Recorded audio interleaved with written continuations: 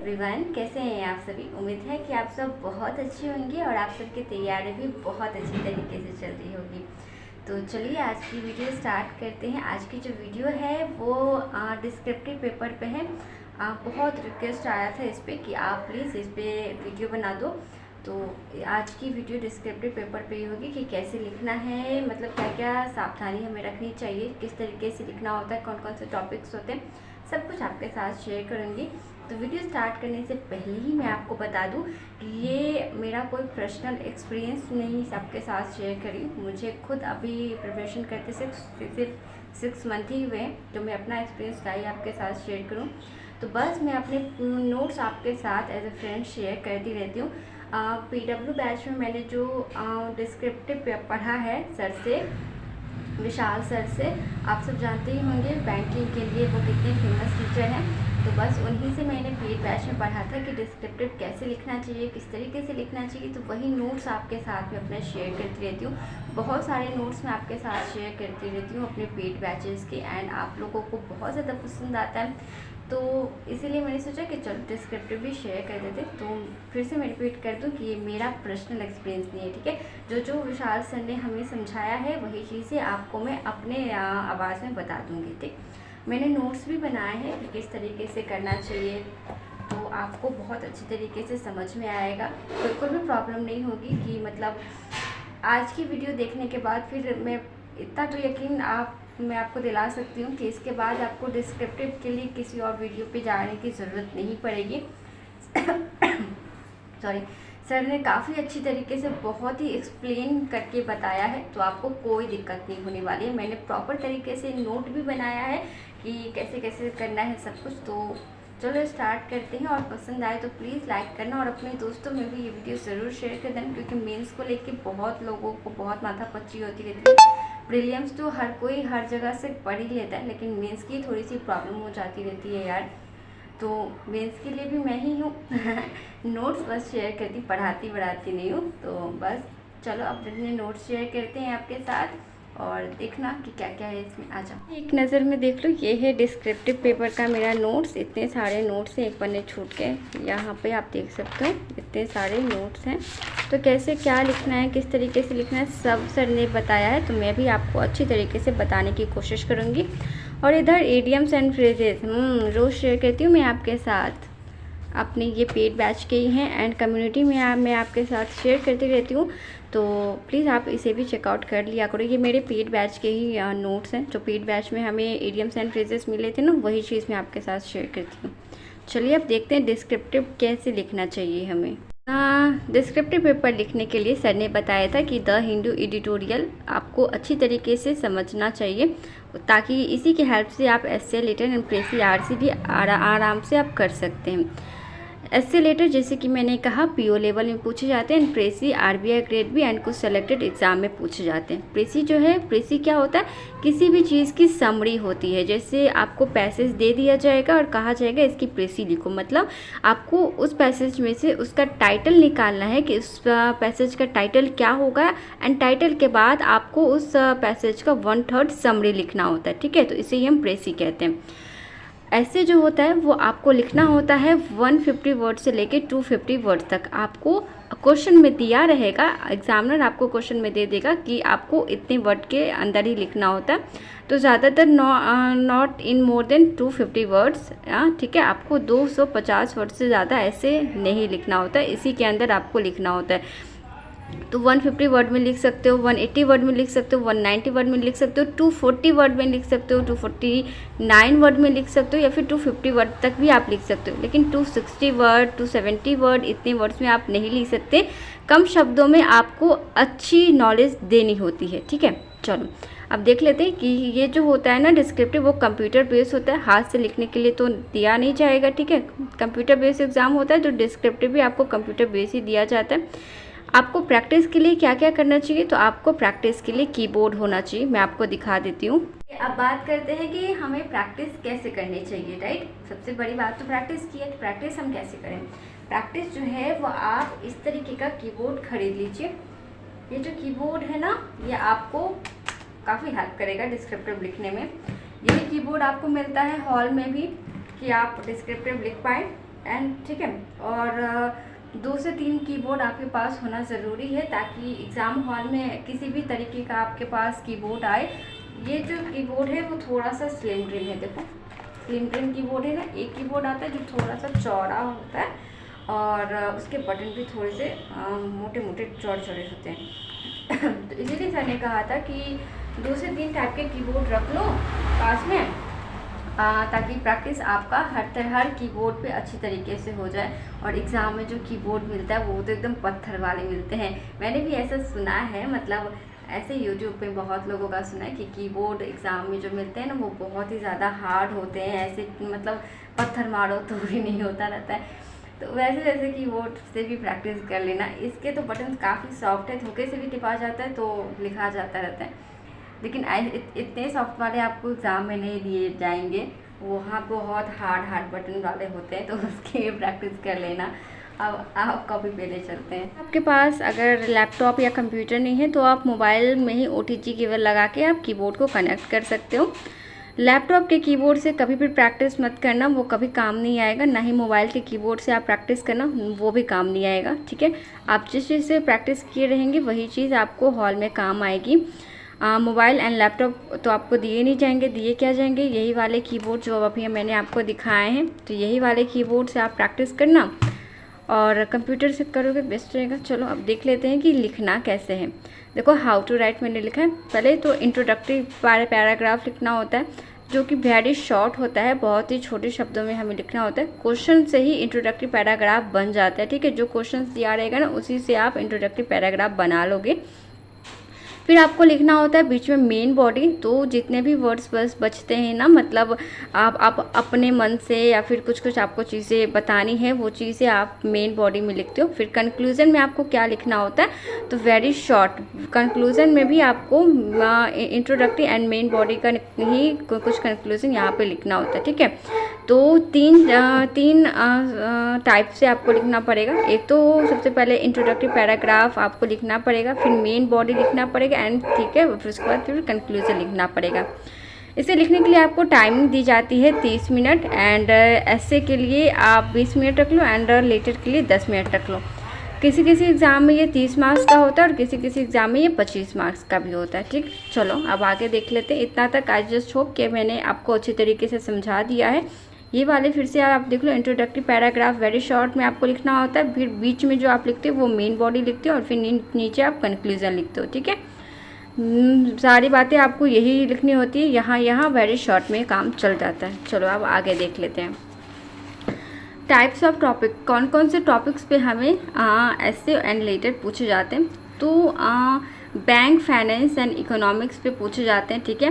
Bank में आपको पूछ सकता है, मतलब ऐसे तो बहुत सारे टाइप्स होते हैं, लेकिन मैंने सर ने 2 ही 3 बताए। जैसे एनपीए क्या होता है, तो नॉन परफॉर्मिंग एसेट्स, जो पैसे नहीं चुका पाते हैं ना बैंक को, उस पे है ये।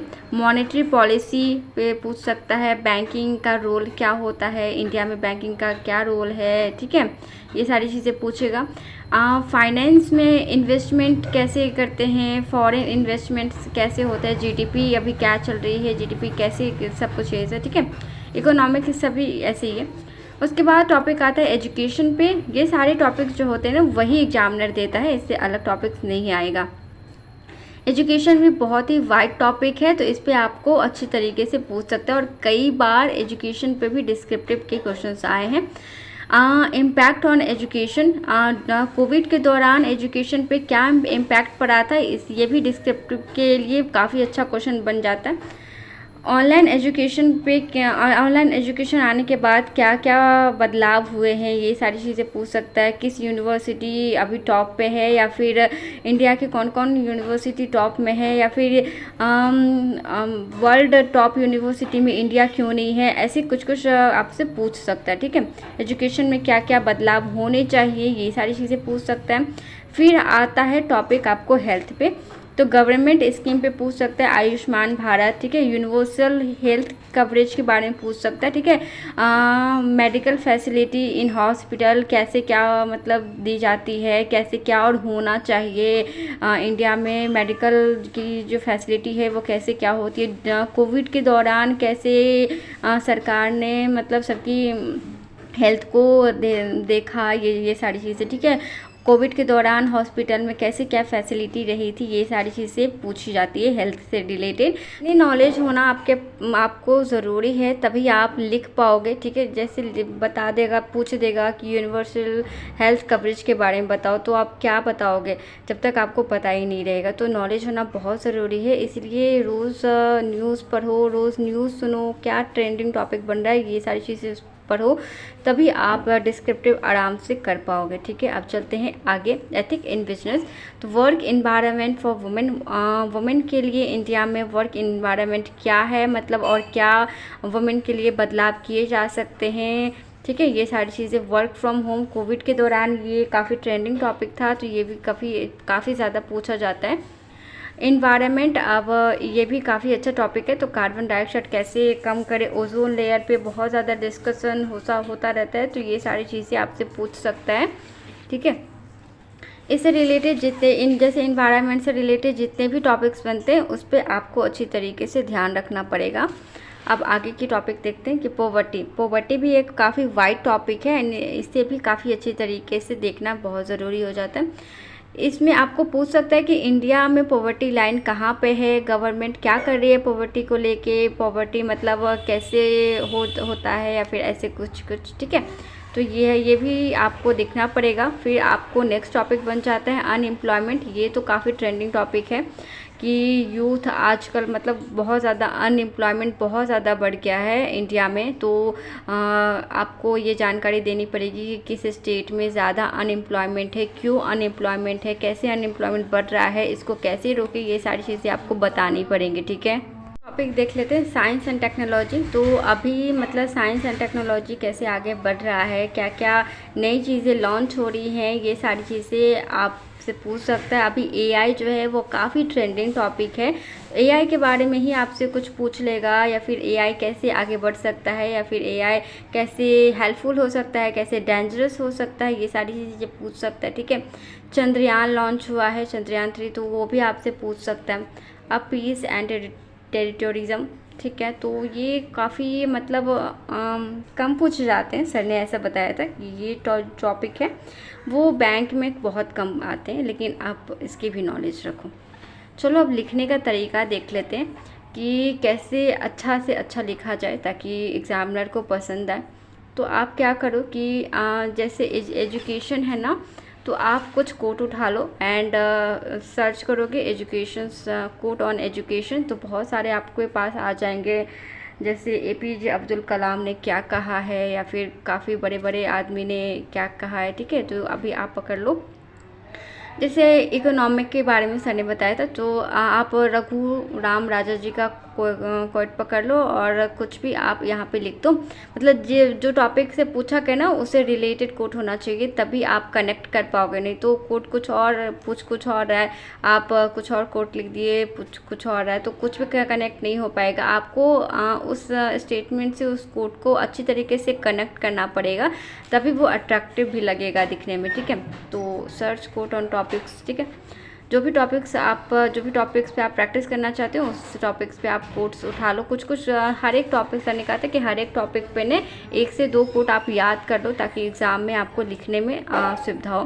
कंक्लूज़न जो हम लिखते हैं ना वो हमेशा पॉजिटिव लिखा जाता है, ठीक है। पॉजिटिव आपको चीज़ें ही कंक्लूज़न में लिखनी होती है। क्वेश्चन किस तरीके से बनते हैं, discuss the present status of NPA, वही NPA non performing asset in India banking, and also suggest measure to deal with this crisis not in more than 250 words. तो इस तरीके के क्वेश्चन पूछ सकते हैं, ठीक है, कि बैंक को कैसे कंट्रोल करना चाहिए इस क्राइसिस से, ठीक है, बैंक मतलब ऐसी, ठीक है। तो इस तरीके से पूछ सकते हैं।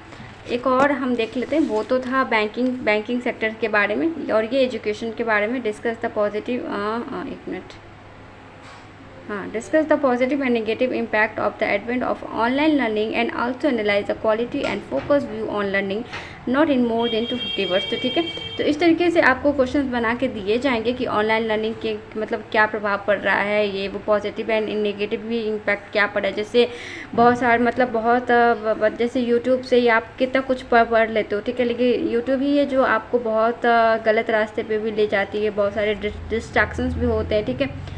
लेकिन वही इसका पॉजिटिव साइड भी है कि मतलब ऑनलाइन जो एजुकेशन है वो काफ़ी ज़्यादा अफोर्डेबल हो गया है। हर बच्चे अब आराम से पढ़ते हैं और आने जाने की भी जो मतलब समय है वो काफ़ी बचता है। तो ठीक है, तो हर एक चीज़ का नेगेटिव एंड पॉजिटिव इम्पैक्ट होता है, तो वही चीज़ आपसे यहाँ पे पूछा।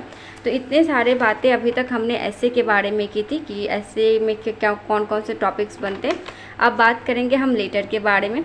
तो लेटर जो होता है वो फॉर्मल एंड इनफॉर्मल लिखा जाता है, ठीक है। एक तो फॉर्मल लेटर लिखा जाता है, एक तो इनफॉर्मल लेटर लिखा जाता है। फॉर्मल लेटर जो होता है वो आप इस टॉपिक्स पे आपको देगा कि बैंक मैनेजर को लिखो, एक कंपनी गवर्नमेंट ऑफिशियल लिखो, कोई एडिटर को लिखो, ठीक है, मेंबर ऑफ पॉलिटिकल पार्टी को लिखो, या फिर किसी भी मैनेजर को, इस तरीके से लिखा जाता है। इनफॉर्मल जो लेटर होता है वो रिलेटिव होता है, रिलेटिव को लिखा जाता है, पेरेंट्स, ब्रदर, सिस्टर, फ्रेंड्स को आप लिख सकते हैं। टीचर को भी जो हम लेटर लिखते हैं वो भी इनफॉर्मल में ही आते हैं, ठीक है। तो ये सारी चीज़ें आप अच्छी तरीके से समझ लो। अब लेटर लिखने का क्या तरीका होना चाहिए। तो लेटर लिखने के लिए पहले सेंडर एड्रेस लिखना होता है, मतलब पहले खुद का एड्रेस लिखना होता है, फिर डेट लिखना होता है। डेट भी कैसे लिखना होता है वो भी मैं आपको बताऊंगी। फिर रिसिपिएंट एड्रेस लिखना होता है, मतलब जिसको आप भेज रहे हो उसका एड्रेस आपको लिखना होता है। फिर क्या टॉपिक है, मतलब किस टॉपिक पे आप लिखना चाह रहे हो वो सब्जेक्ट आपको पूरा लिखना पड़ता है, जैसे स्कूल में लिखते थे ना, याद है ना, बस वैसे। सैल्यूटेशंस लिखना होता है। सैल्यूटेशंस मतलब होता है रिस्पेक्टेड मैम, डियर, ये सारी चीज़ें इसमें लिखनी होती है। फिर बॉडी ऑफ लेटर्स लिखना होता है, फिर साइनिंग ऑफ, ठीक है। उसके बाद ऐसे ही तो लिखते थे पहले अपना एड्रेस, फिर डेट लिखते थे, फिर जिसको भेज रहे उसका एड्रेस लिखते थे, फिर किस टॉपिक पे लिख रहे हैं वो सब्जेक्ट लिखते थे, फिर रिस्पेक्टेड मैम या फिर डियर सर ऐसे कुछ लिखते थे। फिर उस जो लेटर में हमें लिखना वो सारी चीज़ें बीच में लिखते थे, और फिर thank you sir, your sincerely, ऐसे कुछ लिखते थे ना, ठीक है। तो बस ऐसे ही आपको फॉर्मल भी लिखना है। अब इनफॉर्मल देख लेते हैं, जल्दी बताना पड़ रहा है यार, वीडियो बहुत लंबी हो रही है। चलो अब इनफॉर्मल में देख लेते हैं कि सेंडर एड्रेस, वही पहले खुद का एड्रेस आपको लिखना पड़ेगा, फिर डेट लिखना पड़ेगा। डेट कैसे लिखते हैं आगे मैं आपको बता रही हूँ। सैल्यूटेशन मतलब वही डियर, अगर आप पापा को लिख रहे हो तो डियर पापा, या फिर फ्रेंड को लिख रहे हो डियर फ्रेंड का नाम, डियर पूजा, या फिर डियर जो भी आप लिखना चाहो, डियर डिम्पल है, ठीक है। तो फिर बॉडी ऑफ लेटर, सब फिर इसके बाद आपको लिखना होता है बॉडी ऑफ लेटर, फिर आप साइनिंग ऑफ कर सकते हो, ठीक है। आप देखो एग्ज़ाम में जो आप एड्रेस वगैरह लिखोगे ना, वो खुद का ही एड्रेस लिखना ज़रूरी नहीं है, कोई भी आप एड्रेस आप याद कर लो, किसी का भी एड्रेस आप याद कर लो, ठीक है। तो वही एड्रेस आपको लिखना पड़ता है, और ज़रूरी नहीं है कि आप अपना एड्रेस लिखो या फिर अपना नाम लिखो, ये भी ज़रूरी नहीं है कि आप अपना ही नाम लिखो, कुछ भी आप नाम लिख सकते हो, XYZ कुछ भी डाल सकते हो, ठीक है। तो लिखने का क्या तरीका होना चाहिए लेटर, चलो ये भी देख लेते हैं। पहले तो आप खुद का, ठीक है, फिर खुद का एड्रेस लिखो, और जैसे कि मैंने कहा कि खुद का जो एड्रेस लिखना, मतलब खुद का असली एड्रेस मत लिख देना, या मन है तो लिख देना, नहीं तो नेसेसरी नहीं होता है कि खुद का एड्रेस आपको लिखना है, आप किसी का भी याद करके लिख सकते हो। फिर डेट लिखना होता है, तो एड्रेस लिखने के बाद आपको स्पेस देना है और फिर डेट लिखना है। डेट किस तरीके से आप लिख सकते हो, यहाँ पे आप देखो 25 जून 2023 से 5 जून 2023, फिर जून 25, ऐसे करके, ठीक है। आप इस तरीके से नहीं लिख सकते, क्योंकि आपको जो डेट लिखना होता है वो अल्फ़ा न्यूमेरिक में लिखना होता है, ठीक।